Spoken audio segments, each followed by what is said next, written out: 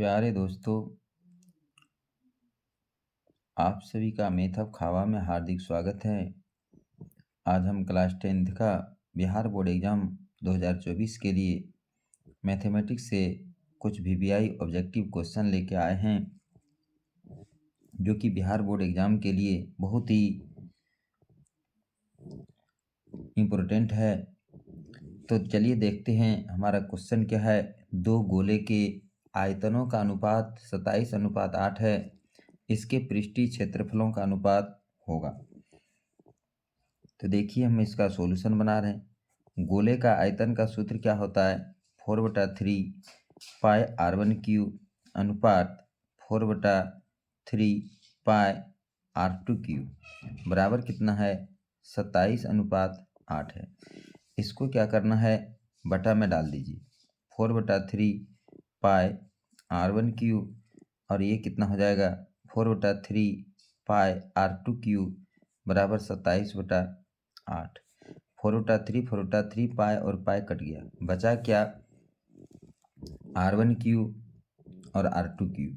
तो इसको डायरेक्ट आप लिख दीजिए r1/r2 का होल क्यूब, और इसको आप लिख सकते हैं 3/2 का होल क्यूब। 3 तिया 9 तिया 27, 2 दूनी 4 दूनी 8। तो यहाँ पर भी ये 3 और ये 3 कैंसिल कर दीजिए।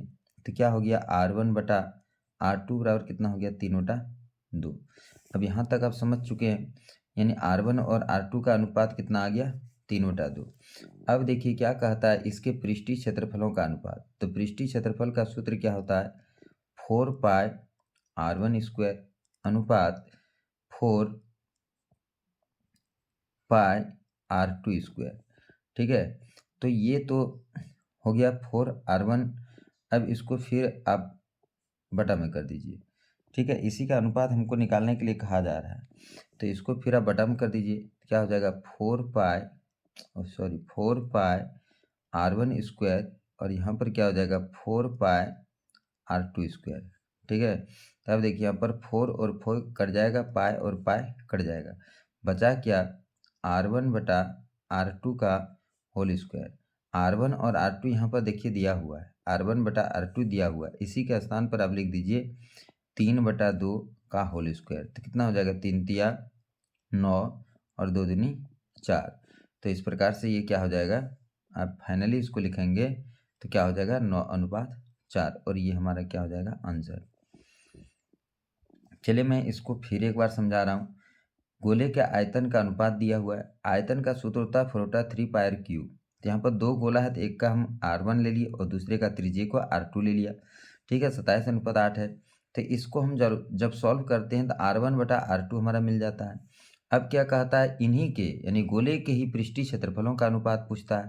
तो पृष्ठीय क्षेत्रफलों का अनुपात का सूत्र होता है 4 पाई r1², 4 पाई दूसरे का 4 पाई r2²। ठीक है, तो अब इसको बटा में कर दिए, कट गया। सब कटने के बाद क्या बचता? r1 और r2 बच जाता है बटा में, इसका स्क्वायर है। और r1/r2 तो हम पहले यहाँ से निकाल चुके हैं। तो इस प्रकार से इसका हमने वर्ग किया तो 3 तिया 9 और 2 दूनी 4 हो गया। फिर इसको बटा को अनुपात में बदला तो 9/4 हो गया। चलिए अब देखते हैं अगला क्वेश्चन। चलिए दोस्तों देखते हैं हमारा दूसरा सवाल क्या कहता है।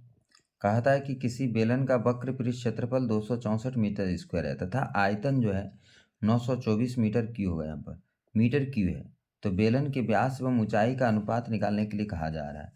तो देखिए सॉल्यूशन। बेलन का वक्र पृष्ठ क्षेत्रफल जो पहले दिया उसी को हम लिखते हैं। बेलन का वक्र पृष्ठ क्षेत्रफल दिया हुआ है। क्या दिया हुआ है? तो 264 मीटर स्क्वायर। बेलन का वक्र पृष्ठ क्षेत्रफल का सूत्र क्या होता है? 2 पाई RH। 2 पाई RH बराबर कितना हो गया? 264 मीटर स्क्वायर। ठीक है, अब देखिए यहाँ से तो कुछ भी हमको पता नहीं है। ठीक है, ना R पता है ना H पता है। ठीक है, तो आप इसको इतना ही रहने दीजिए, इतना ही इसको रहने दीजिए। हम आगे बढ़ते हैं अगले अगले जो दिया है, बेलन का आयतन। बेलन का आयतन बराबर सूत्र क्या होता है? पाई r² H होता है। ठीक है, अब देखिए यहाँ से आयतन जो है, आयतन सॉरी, इसको हम यहाँ पर लिखते, ठीक है, यहाँ नहीं लिखना है, 924 लिखिए।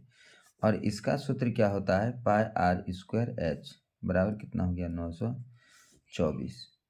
ठीक है। अब ये क्या पूछ रहा है, पूछ रहा है व्यास एवं ऊंचाई। तो पहले जो है आर निकालना है। आर हम कैसे निकालेंगे, तो चलिए देखते हैं आर कैसे निकालेंगे।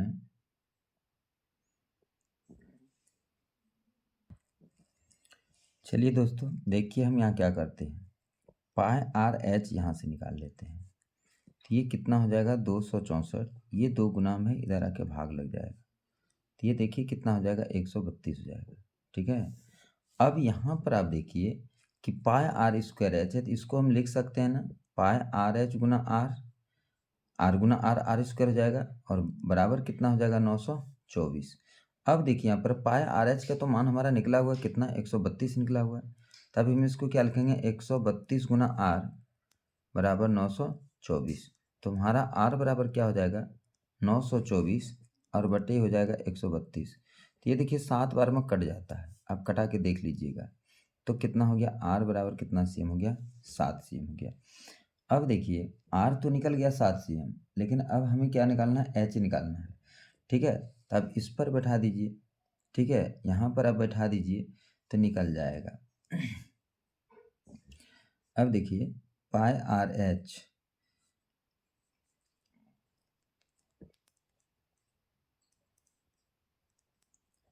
अब आर का मान पाई आर एच में रखने पर देखिए पाई आर एच बराबर कितना है, 132। पाई का मान कितना होता है, 22/7 गुना आर का मान कितना है, 7 गुना एच बराबर 132। ये 7 और ये 7 क्या हुआ, कैंसिल। एच बराबर 132 बटा कितना हो गया, 22। तो एच बराबर ये कट जाएगा। ठीक है। कितने बार में कटेगा, तो भाग दे के देखते हैं। देखिए कट जाएगा 6 बार में, 6 दूनी 12, 6 दूनी 12, 1 13। तो एच बराबर कितना हो गया, 6। अब देखिए हिसाब ये क्या कह रहा था, हिसाब कह रहा था कि व्यास एवं ऊंचाई का अनुपात पूछ रहा है। ठीक है, व्यास पूछा जा रहा है, व्यास अनुपात ऊंचाई। ठीक है। तो व्यास जब त्रिज्या 7 है तो व्यास कितना हो जाएगा, डी कितना हो जाएगा, 14 सीएम। ठीक है। तो यहाँ क्या हो जाएगा, 14/6। अब इसको आप छोटा कीजिएगा, सरल अनुपात में कीजिएगा तो कितना होगा, 7/3, और ये हमारा हो जाएगा आंसर। ठीक है। आप इसे शॉर्ट तरीके से भी बना सकते हैं, इतना लंबा चौड़ा करने की आवश्यकता नहीं है। हम समझाने के ख्याल से इतना लंबा चौड़ा कर दिया, अब शॉर्ट तरीके से भी इसको बना सकते हैं। चलिए देखते हैं तीसरा नंबर क्वेश्चन। देखिए तीसरा सवाल क्या कहता है, 2 बैलूनों की त्रिज्याएं 3:5 के अनुपात में है तथा उनकी ऊंचाइयों का अनुपात 2:3 के अनुपात में। तो कहता है कि उसके वक्र पृष्ठीय क्षेत्रफल का अनुपात ज्ञात करने के लिए कहा रहा है। ठीक है। अब देखिए सॉल्यूशन, R1:R2 बराबर 3:5 है। ठीक है। ऊंचाइयों का अनुपात, तो H1:H2 बराबर क्या है, 2:3 है। क्या कहता है, वक्र पृष्ठीय क्षेत्रफलों का अनुपात। तो बेलन का वक्र पृष्ठ क्षेत्रफल का सूत्र क्या होता है, बेलन का वक्र पृष्ठ क्षेत्रफल बराबर सूत्र होता है 2πRh, 2πRh। तो कहता है कि वक्र पृष्ठीय क्षेत्रफल का अनुपात ज्ञात करना है। तो क्या होगा, 2πR1H1 अनुपात 2πR2H2। ठीक है। इसी का अनुपात हमको ज्ञात करने के लिए कहा जा रहा है। तो आप देखिए सरल सीधा सा देखिए, 2 2 पाई पाई कैंसिल हो जाएगा, R1 और R2। ठीक है। तो अब इसको क्या करना है, अब इसको ऐसे कर दीजिए, यानी कि R1H1 बटा कर दीजिए R2H2। ठीक है। तो अब देखिए यहाँ R1 बटा R2 कितना हो जाएगा, 3/5, H1/H2 कितना हो जाएगा 2/3, 3 और 3 क्या हो जाएगा कैंसिल, बचेगा क्या 2/5 और बराबर में क्या हो जाएगा 2:5 हो जाएगा। तो ठीक है, तो ये हमारा हो जाएगा आंसर, ये हमारा क्या हो जाएगा आंसर हो जाएगा। देखिए दोस्तों, चौथा नंबर सवाल क्या है, किसी बेलन की ऊंचाई 14 सेंटीमीटर है और वक्र पृष्ठ क्षेत्रफल 264 सेंटीमीटर स्क्वायर है। ठीक है, तो कहता है बेलन का आयतन ज्ञात करना है। चलिए तुरंत ज्ञात कर देते हैं। ठीक है, वक्र पृष्ठ क्षेत्रफल दिया हुआ है, क्या दिया है 2πRh बराबर 264। चलिए यहाँ पर मान बैठा दीजिए, 2 गुना 22/7 गुना R नहीं दिया है लेकिन H दिया हुआ है। ठीक है, 264 कटा दीजिए, 7 दूनी 14, तो ये कितना हो जाएगा 22 दूनी 44, 44 दूनी 88, यानी R गुना 88 बराबर 264। तो R बराबर कितना हो जाएगा 264/88। अब देखिए इसको कटा देना है, 264 से 88 में भाग लगाना है। चलिए इसको कटाते हैं, 44 ये कितना से कटेगा 132, ये कटेगा 22 से, ये कट जाएगा 66 से, ये कटेगा 11 से कटाते हैं, 11 दूनी 22, 11 छः 66, 2 तिया 6। तो इस प्रकार से R बराबर कितना सेमी हो जाता है 3 cm। ठीक है, R बराबर 3 cm। अब ये क्या कहता है आयतन निकालना। तो देखिए बेलन का आयतन का सूत्र क्या होता है, आयतन बराबर होता है πr² H 22/7 गुना 3 गुना 3 गुना H पहले से दिया हुआ कितना 14, 7 दूनी 14, 3 तिया 9, 9 दूनी 18, 22 गुना 18 कर देना है। ठीक है, तो देखिए इसको शॉर्ट ट्रिक से हम गुना कर रहे हैं, तो ये कितना हो जाएगा 8 दूनी 16, हाथ बचेगा 1, 8 दूनी 16 और 2 18 और 1 19 का 9, हाथ बचा 1, 2 1 2 1 3, इतना की हो जाएगा। ठीक है, 396 सेमी की हो जाएगा, cm की हो जाएगा। देखिए दोस्तों, हमारा पांचवा और अंतिम सवाल क्या है कि एक बेलन है, एक शंकु है और एक गोला है, तीनों जो है समान आधार पर स्थित है और उनकी ऊंचाइयां भी समान है, तो उनके आयतनों का अनुपात पूछा जा रहा है। ठीक है, तो हम देखिए यहाँ पर सीधा सीधा जो है आयतनों का अनुपात जो पूछा जा रहा है, तो हम इसी पर चलेंगे क्योंकि तीनों का जो है आधार समान है। ठीक है, यानी रेडियस समान है और तीनों का क्या है ऊंचाई समान है। ठीक है, तो तीनों का आयतन हम निकालते हैं। तो बेलन का आयतन क्या हो जाएगा, बेलन का आयतन अनुपात शंकु का आयतन, शंकु का आयतन अनुपात गोला का आयतन, अनुपात गोला का आयतन। अब देखिए बेलन का आयतन का सूत्र आप पढ़ें, πr² H होता है, शंकु का क्या होता है 1/3 πr² H होता है और गोला का क्या होता है 4/3 πr³ होता है। अब देखिए इसी को सॉल्व करके और निकालना है। ठीक है, अब देखिए यहाँ पर एक चीज़ महत्वपूर्ण चीज़ क्या है, समान आधार कहता है, आधार का मतलब त्रिज्या, यानी R1 R2 R1 बराबर R2 बराबर R3 है। ठीक है, और फिर क्या है H1 बराबर H2 बराबर H3 है। तो ठीक है, अब देखिए यहाँ पर इसको हम R1 कर देते हैं, इसको R2 करते हैं, इसको R3 कर देते हैं।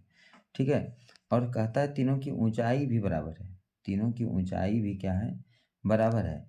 तो गोला का जो ऊंचाई होता है वो त्रिज्या ही होता है, गोला का जो ऊंचाई होता है वह एक त्रिज्या ही होता है। ठीक है, तो अब यहाँ पर पहले देखिए हमको क्या करना है, पाई पाई पाई ये कैंसिल कर दिया। ठीक है, अब देखिए इसमें क्या बच गया R1² H1, इसमें क्या बच गया R2² H और बटा 3 बच गया, और इसमें क्या बच गया 4/3 R2² और एक R दे दीजिए। ठीक है, तो R2 R3 हो जाएगा, R3 स्क्वायर और ये R3 हो जाएगा। अब यहाँ से आप देखिए कि R1, R2 और R3 ये तो तीनों बराबर है, R1, R2, R3 और तीनों पर स्क्वायर है। इसको काटिए, इसको काटिए, इसको काटिए, ठीक है। अब देखिए यहाँ पर क्या बच गया, H1, यहाँ क्या बचा, H1, ठीक है। तो H1 जो है ये H के बराबर है, फिर ये R3 के बराबर है, क्योंकि जो गोला का जो ऊंचाई होता है वो त्रिज्या के बराबर होता है। तो ये H1 कटेगा, ये H2 कटेगा, यहाँ पर H2 होगा, H1 H2 और ये H3 तो यहाँ लिखा नहीं जाता, ठीक है। और ये R3 कट जाएगा। अब देखिए सब कटने के बाद बचता क्या है, 1:3:4/3। अब क्या करना है, इस 3 को हटाना है। अब क्या करना है, इस 3 को हटाना है। तो 3 को हटाने के लिए क्या करेंगे, सब में 3 से गुना कर दीजिए। यहाँ पर 3 से गुना करेंगे 3 हो जाएगा, यहाँ पर 3 से गुना कीजिएगा तो 3 कट जाएगा, ठीक है। तो क्या बचेगा, 1 बचेगा।